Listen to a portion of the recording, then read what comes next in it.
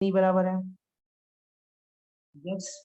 अब ये equation acceleration का है, where F is equal to F not 1 minus T by T. अगर ये इक्वेशन एक्सेलरेशन का है तो तुमको पता है एक्सेलरेशन का मतलब होता है final velocity upon initial velocity, sorry, final velocity minus initial velocity upon time, that is change in velocity upon time. बराबर है कि नहीं बराबर है? Yes yes. तो अगर मुझे एक्सेलरेशन को पहले लिखना है तो एक्सेलरेशन को मैं ऐसे भी लिख सकता हूं, that is change in velocity with respect two times in form of derivative, क्योंकि डेरिवेटिव में डी बाई डी टी का मतलब होता है चेंज। बराबर है कि नहीं बराबर है? यस। तुम सिर्फ ये सोचो, एक्सेलरेशन का मतलब वेलोसिटी अपॉन टाइम था, आगे मैंने डेरिवेटिव का सिंबल लगा दिया, तो डीवी अपॉन डी टी, क्या मैं ऐसे लिख सकता हूं? बराबर है? Yes sir. 1 minus small T upon capital T. अब खुद सोचो, ये डीवी उधर चला गया, सॉरी डी उधर चला गया, तो F not 1 minus small T upon capital T into D T.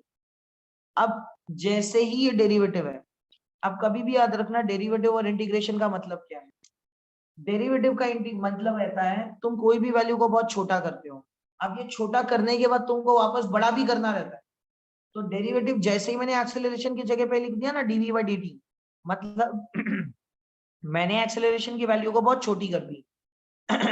अब छोटी तो कर दी है, लेकिन ये छोटी से बड़ी भी तो करनी पड़ेगी।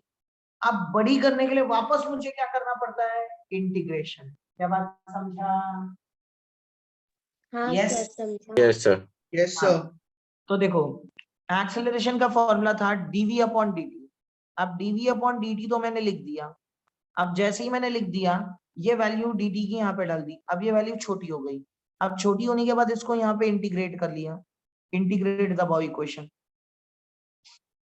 जैसे ही मैंने अबव इक्वेशन को इंटीग्रेट कर लिया, देखो बचा क्या? Integration of DV is equal to F not, तो वैसे का वैसे ही आएगा, integration of 1 minus T upon small capital T D T. अब देखो जरा ध्यान से देखना, ये इंटीग्रेशन ऑफ डीवी देखो वी बन गया, ये एफ नॉट वैसे का वैसे ही। अब ये dt को पहले अंदर मल्टीप्लाई करो, तो ये 1 dt minus integration of t by T dt। अब बताओ ये सबको समझ आया नहीं समझ आया? मैंने देखो dt को सब जगह मल्टीप्लाई कर दिया, बात समझा? इंटीग्रेशन के साथ सब जगह मैंने dt को अंदर ले लिया, क्या बात समझा? हाँ सर। यस, शाबाश। सो देखो v is equal to F not integration of dt।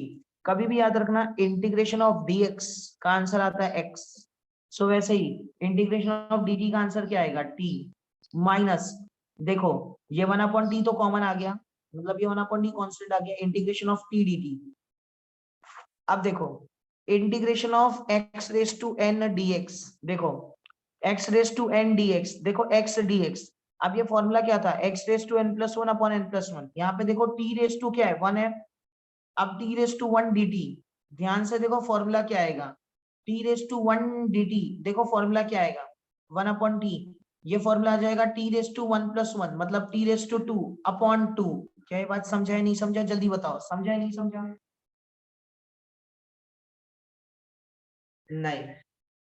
कहां से दिक्कतें आने लगी? जल्दी बताओ, कहां से दिक्कतें आने लगी? नहीं सर समझा। देखो फिर से समझा रहा हूं। देखो ये एक्सेलरेशन था, एक्सेलरेशन को मैं dv बाई dt के फॉर्म में लिख सकता हूं, तो मैंने लिख दिया is equal to F not 1 minus T by T. ये dt को इधर डाल दिया। अब ये सब छोटे थे, इसको इंटीग्रेट कर लिया, इंटीग्रेट कर लिया, इंटीग्रेट कर लिया। अब ये dt को अंदर मल्टीप्लाई किया और ये dt को भी यहाँ पे मल्टीप्लाई किया, तो देखो dt को अंदर और dt को इसके साथ। अब याद रखने का, इंटीग्रेशन ऑफ dx हमेशा x होता है, और वैसे ही इंटीग्रेशन ऑफ dt तो हमेशा इंटीग्रेशन ऑफ dt क्या आएगा? बताओ इंटीग्रेशन ऑफ dt क्या आएगा? t।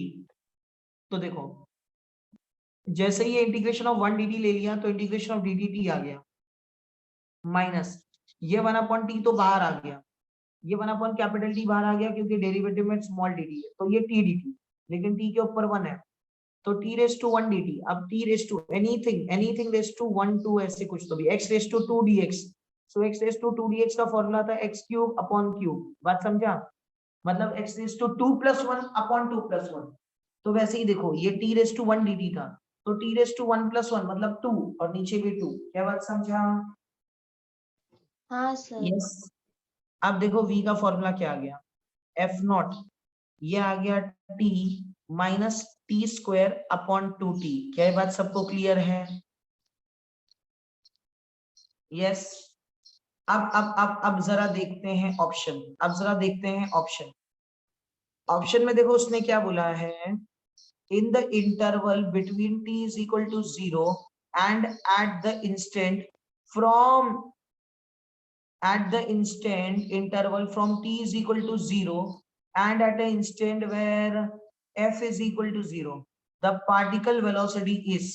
अब मुझे भाई साहब पार्टिकल वेलोसिटी फाइंड करना है, तो कब करना है?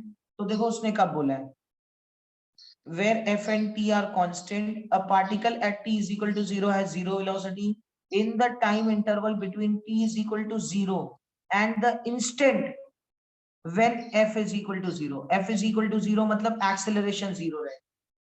तो खुद सोचो, देखो t is equal to 0 से लेके f is equal to 0 के टाइम इंटरवल में प्रूफ करना है।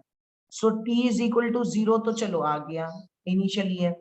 लेकिन जैसे ही f को 0 पुट करना है, f को 0 मेरे को पुट करना है, तो लॉजिकली सोचो गाइस, ये 0 है।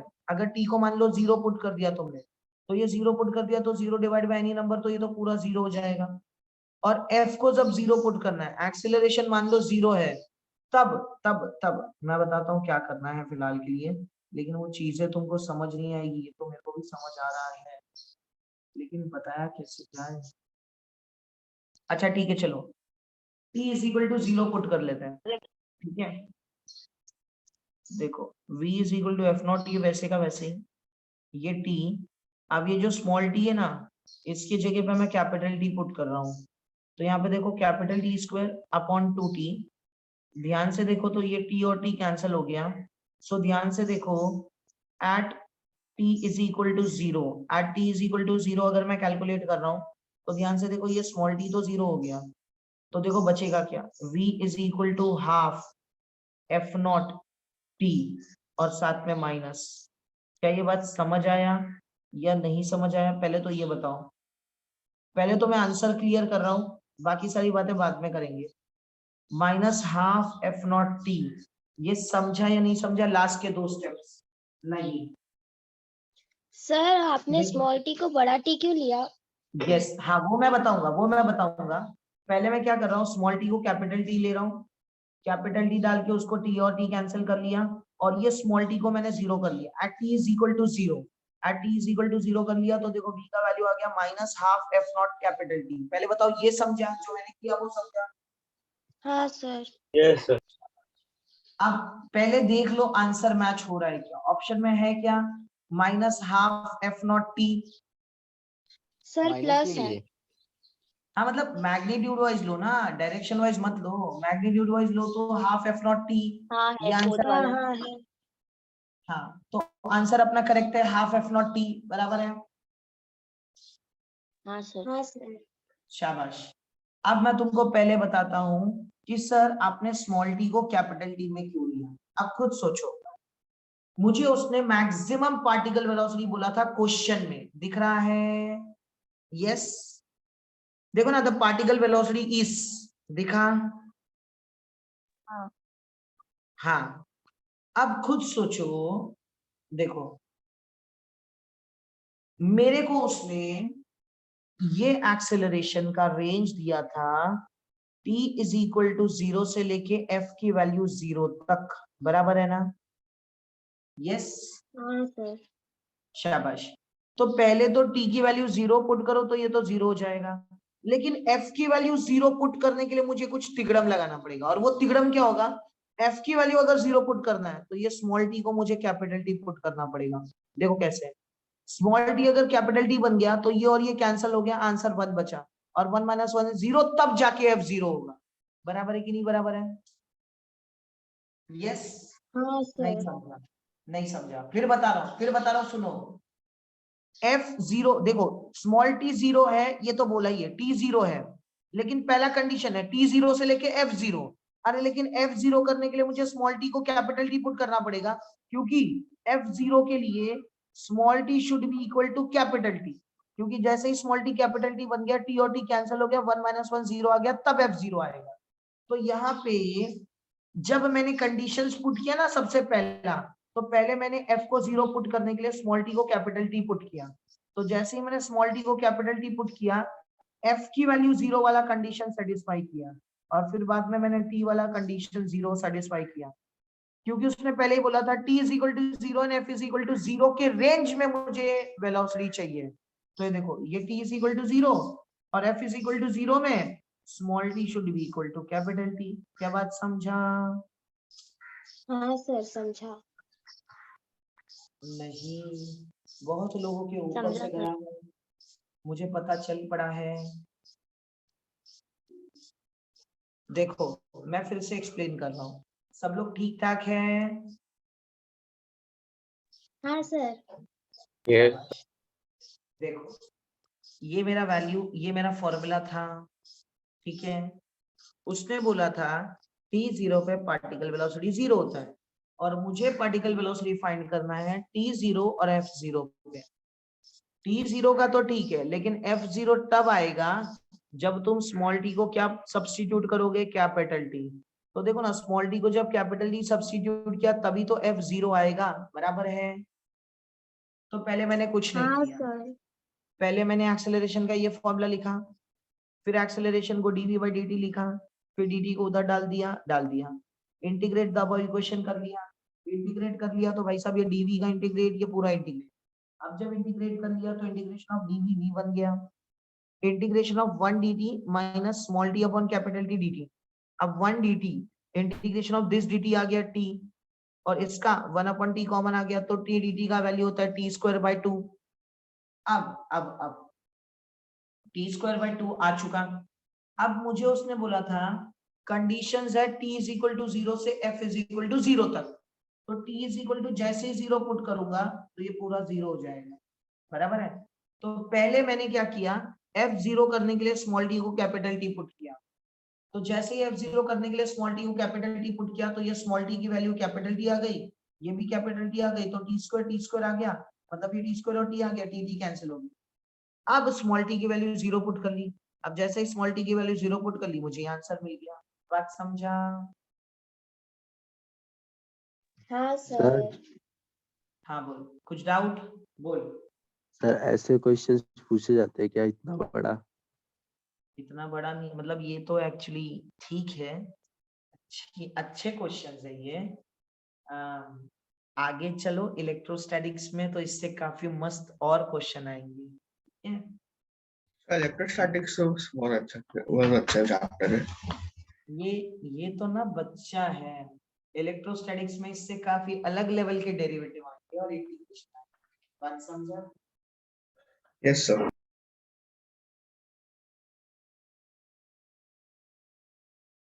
क्वेश्चन समझा सबको? हाँ सर। शाबाश, टेंशन मत लो, आगे जाते जाते ये प्रैक्टिस होती रहेगी। अभी इंटीग्रेशन पहली बार है ना, इसलिए शायद तुमको टफ लग रहा हो, बराबर? हाँ सर। तब तक मैं आ जाऊँ। सर एक और आपने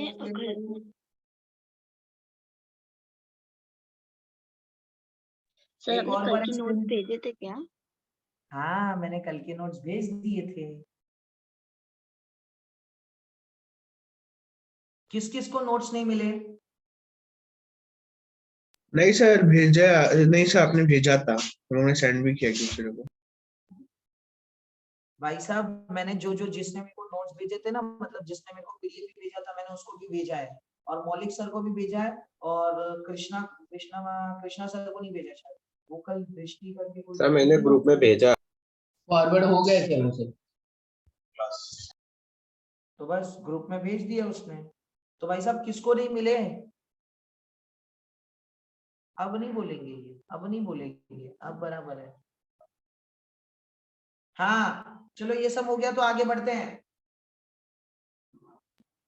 हाँ सर। शाबाश। अब गाइस ये जो तीसरा टाइप है ना तुम्हारा interference and superposition of waves, ये भी बहुत इंपॉर्टेंट है, बहुत इंपॉर्टेंट, बहुत इंपॉर्टेंट। ठीक है, ओके सर।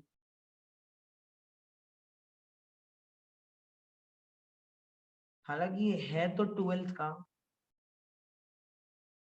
तो 12th में कर लेते हैं सर। नहीं, एक मिनट में क्वेश्चन रीड कर लेता हूँ, देखता हूँ कौन से क्वेश्चंस तुम कर सकते।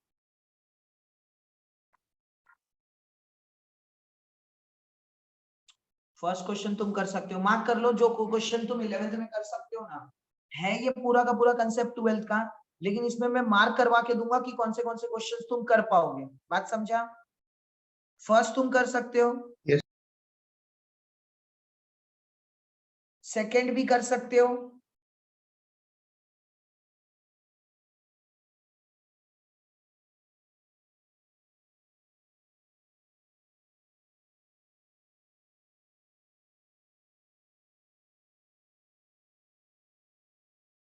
if the resultant wave, the frequency and the amplitude remains equal to the superimposing wave। तुमको थर्ड नहीं आ पाएगा, थर्ड में तुमको दिक्कत होगी।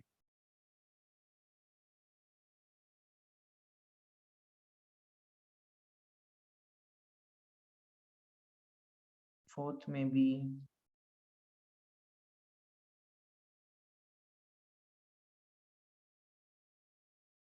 फिफ्थ में भी,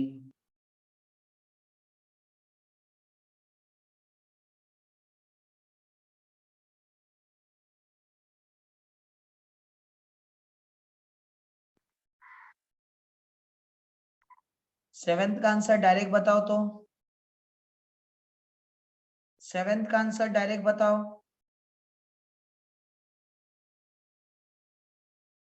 बीट फ्रीक्वेंसी पूछा है, बीट फ्रीक्वेंसी का मतलब फॉर्मूला क्या था बीट फ्रीक्वेंसी का, जल्दी बताओ।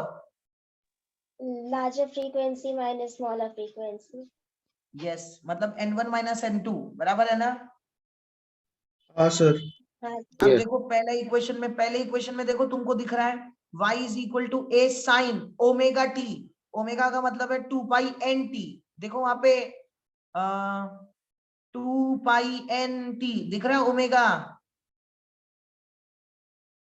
Yes sir.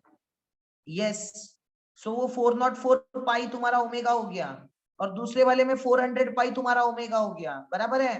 कैलकुलेट करो n1 n2, बताओ कितना आ रहा है।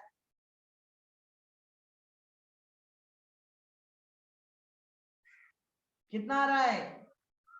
2 सेकंड सर, 2 सेकंड, बस 2 सेकंड। मेरा आंसर भी आ गया, तुम 2 सेकंड ले रहे हो, जल्दी जल्दी करो।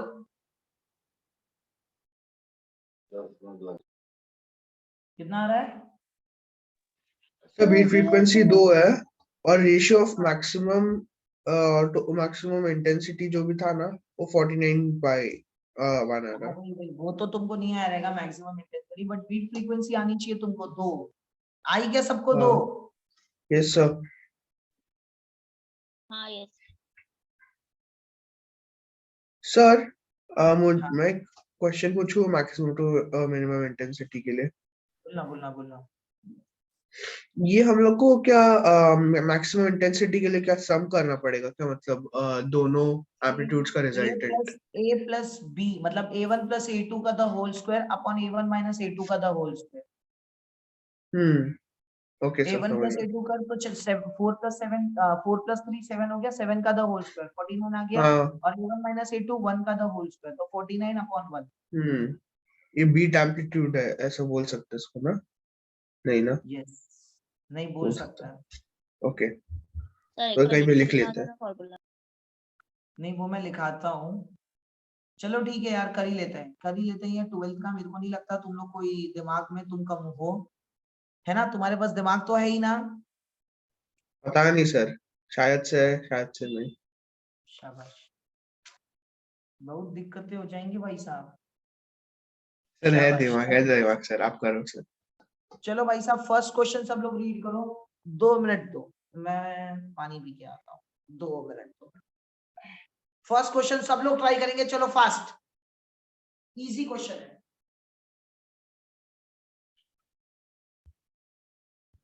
नहीं नहीं, नहीं ना। स्टेशनरी वेव का नहीं लगाना। अच्छा चलो, आया है नहीं आया जल्दी बताओ। First, interference and superposition of waves. नहीं आया? देखो सबसे पहले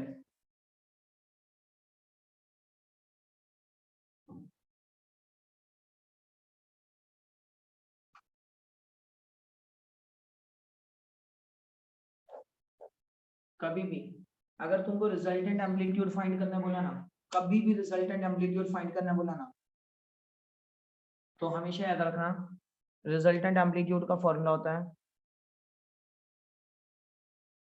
a1 square a2 square plus 2a1 a2 cos theta.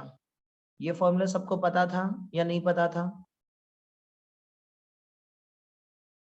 ये फॉर्मूला सबको पता है नहीं पता है? सर आपने बताया नहीं है फॉर्मूला। हाँ, मैं ये एक्चुअली 12th में बताया जाता है, मैं तुमको थोड़ा सा जल्दी बता रहा हूँ, दैट इज 11th। ठीक है, रिजल्टेंट एम्पलीट्यूड का फॉर्मूला कभी भी याद रखना। अच्छा याद करो, तुमको एक फॉर्मूला सिखाया होगा सर ने मोशन इन या मैथमेटिकल मेथड्स में, याद है? रिजल्टेंट का फॉर्मूला बताया था p square q square plus 2pq। हाँ सर, ये 2D में कराए हाँ थे। सर। शाबाश, अब बस यही फॉर्मूला है, मैंने p और q को रिप्लेस कर दिया है एम्पलीट्यूड से। ध्यान से देखो, दिख रहा है?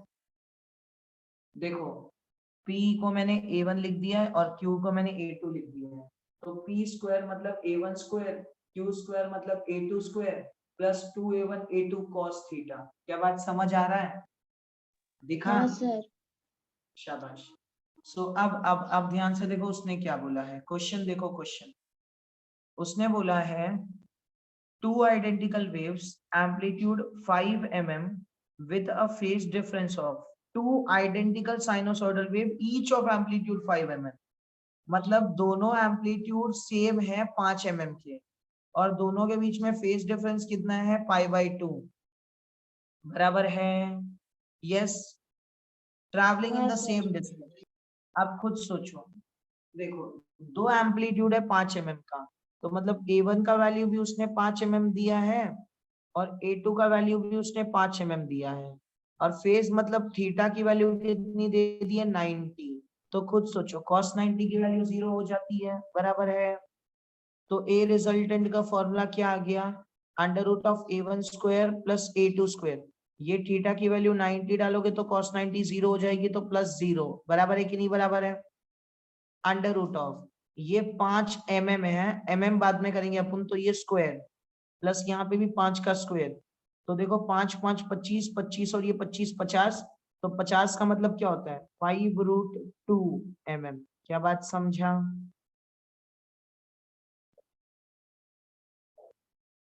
समझ आया? Yes sir. हाँ सर, समझा। बस आंसर खत्म। क्लियर है? यस क्लियर है, नहीं क्लियर है जरा देख के बताओ। क्लियर है? हाँ सर। इजी था इसलिए बोल रहा हूँ, इजी है, ज्यादा स्ट्रेस नहीं है, इजी ही है।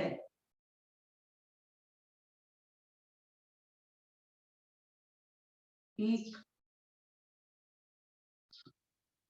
हुआ? हाँ सर। शाबाश, एक और बार बताओ, या हो गया? हाँ सर, आ गया सर अभी। शाबाश, अब नेक्स्ट सम पे फोकस करो।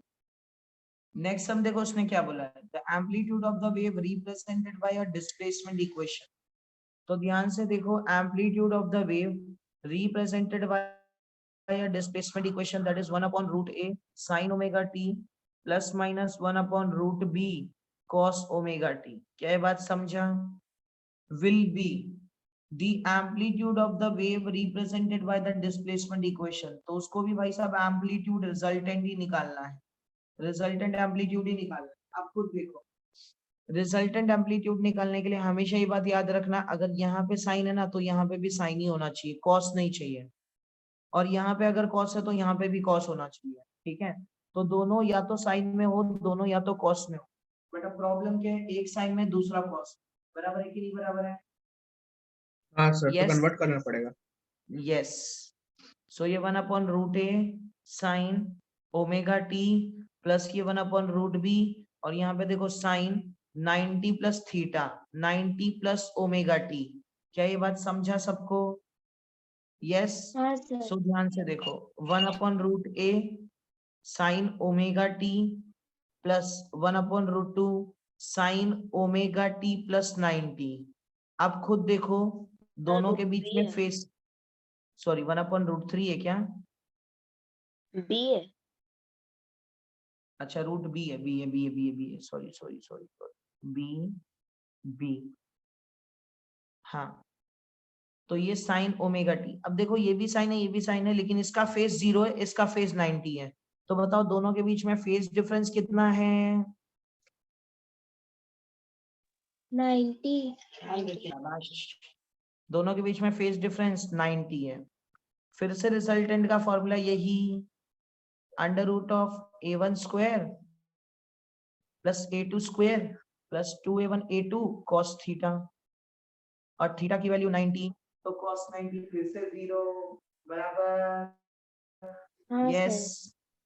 सर। सो देखो बचा क्या, √a1 की वैल्यू देखो ये होती है, और a2 की वैल्यू ये हो गई। सो a1 की वैल्यू हो गई √1/√a। तो देखो 1/√a का द होल स्क्वायर 1/√b का द होल स्क्वायर प्लस ये थीटा की वैल्यू 90, तो फिर से 0। क्या बात समझा? हाँ यस, सर। शाबाश। अब देखो मैं क्या कर रहा हूँ, ये 1/a प्लस 1/b, क्योंकि रूट हट गया तो ये खत्म हो गया। तो देखो ये b उधर गया, a इधर आया, और नीचे क्या आ गया, ab, और ये पूरा रूट में आ गया। तो रिजल्टेंट एम्पलीट्यूड का फॉर्मूला आ गया √a plus B upon A B. तो इसी को तुम लिख सकते हो a plus B upon A B the whole raise to 1/2। क्या ये बात समझा? हाँ सर। क्योंकि रूट का मतलब तो 1/2 होता है ना। हाँ यस सर। सर। समझ आया सबको? इजी है, इतना ज्यादा डिफिकल्ट नहीं है, बस वो अपना माइंडसेट है बहुत डिफिकल्ट। इजी तो है, बराबर है कि नहीं बराबर है? हाँ सर। यस शाबाश। क्या बात क्लियर है? Yes sir.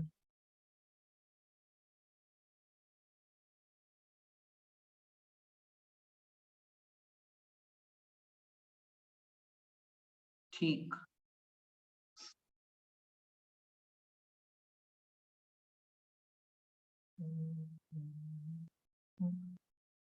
थर्ड क्वेश्चन,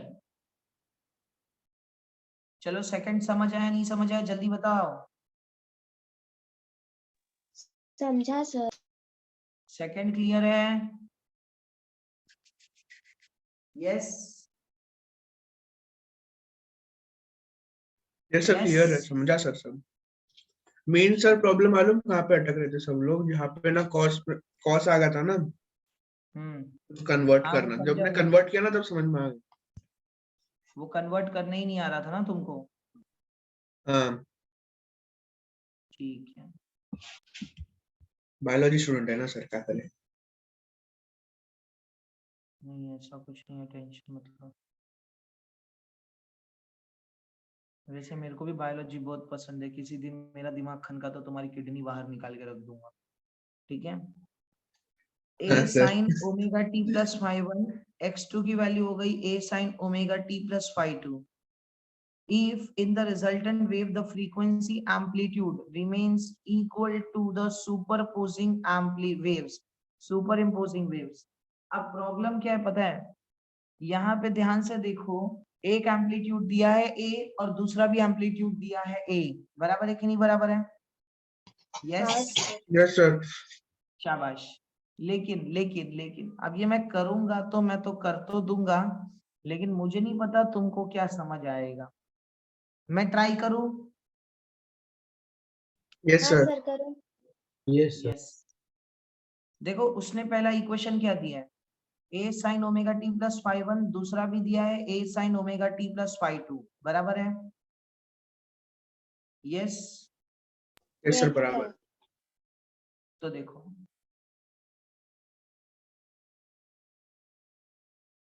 हालांकि थर्ड उसने सबसे पहला इक्वेशन दे दिया है y1 is equal to a sin omega t plus phi 1 and y2 is equal to a sin omega T plus phi 2। क्या ये बात सबको क्लियर है, नहीं क्लियर है? क्लियर है? हाँ सर। अब देखो दोनों साइन साइन ही है, दोनों कॉस भी नहीं है, और उसने फिर भी फेज डिफरेंस पूछा है। अब phase difference between super imposed waves करके कुछ तो ऐसे बोला है कि नहीं बोला है?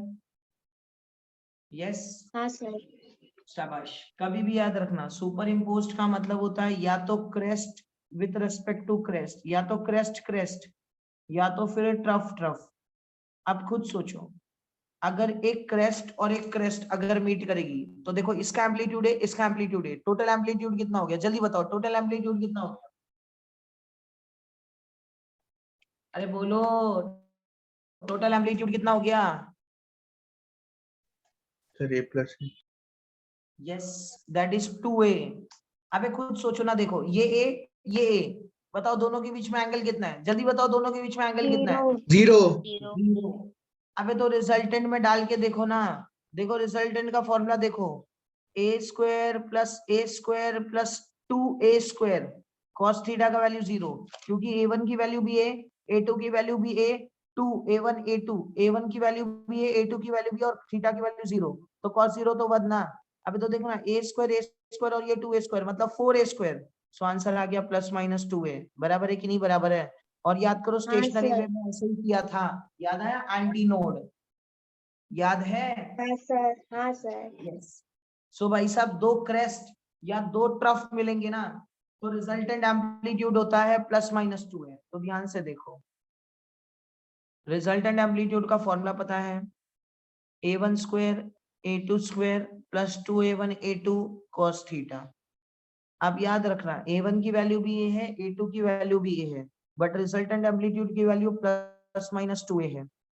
तो a1 की एम्पलीट्यूड a, a2 का भी a, 2a square cos theta. क्या ये बात समझा सबको? स्क्वायरिंग कर दो, स्क्वायरिंग कर दिया तो ये plus minus 4a square is equal to, देखो ये a square 2a square plus ये 2a स्क्वायर cos थीटा। अब ये 2a स्क्वायर को कॉमन ले लो, देखो बचा क्या? 1 प्लस cos थीटा। क्या ये बात समझा? यस। Yes sir. शाबाश। अब ध्यान से देखो, ये 1 प्लस cos थीटा का फॉर्मूला क्या होता है पता है? 1 plus cos theta is equal to 2 cos square theta by 2। याद रखना ये फॉर्मूला होता है 1 प्लस cos थीटा। सो ध्यान से देखो, 2 cos स्क्वायर थीटा बाई 2। अब देखो ये 2 इधर मल्टीप्लाई कर लिया तो ये 4a square cos square theta by 2, तो ये plus minus 4a square plus minus 4a square. ध्यान से देखो 4a स्क्वायर कैंसिल हो गया। क्या बात समझा? हाँ सर। सर एक चीज में डाउट है सर बस। बोला। ओ 1 प्लस cos थीटा का मतलब आपने 2 cos square upon theta upon 2 कैसे करा? शाबाश। लॉग टेबल है अभी आसपास? लॉग टेबल है अभी? लॉग टेबल, लॉग बुक नहीं सर। किसके पास है? लॉग बुक आसपास? अगर लॉग बुक आसपास होगी ना तो वहां पे ट्रिग्नोमेट्री के फॉर्मूलेज है, ये ट्रिग्नोमेट्री के फॉर्मूले में आते हैं 1 प्लस cos थीटा का। बात समझा? ओके हाँ सर। सर। 1 प्लस cos थीटा का फॉर्मूला होता है 2 cos स्क्वायर थीटा बाई 2, और ये मैंने नहीं बनाया, ये फॉर्मूला है बहुत पहले से ही है। Okay sir. देखना है तुम सबको। हाँ सर समझ में आ गया। ठीक, तो बस मैंने 1 प्लस cos थीटा की जगह पे वैल्यू डाली 2 cos स्क्वायर थीटा बाई 2, ये 2 इससे मल्टीप्लाई कर लिया 4a स्क्वायर 4a स्क्वायर। अब देखो बचा क्या? Plus minus 1 is equal to cos square theta by 2। Square root करोगे तो भी कोई चेंज नहीं आएगा, ये प्लस माइनस 1 ही आ जाएगा और ये हो जाएगा कॉस थीटा बाई 2। बराबर है कि नहीं बराबर है? यस सर, हाँ करेक्ट। सर। अब पहले ध्यान से देखो, ये कॉस इधर चला गया,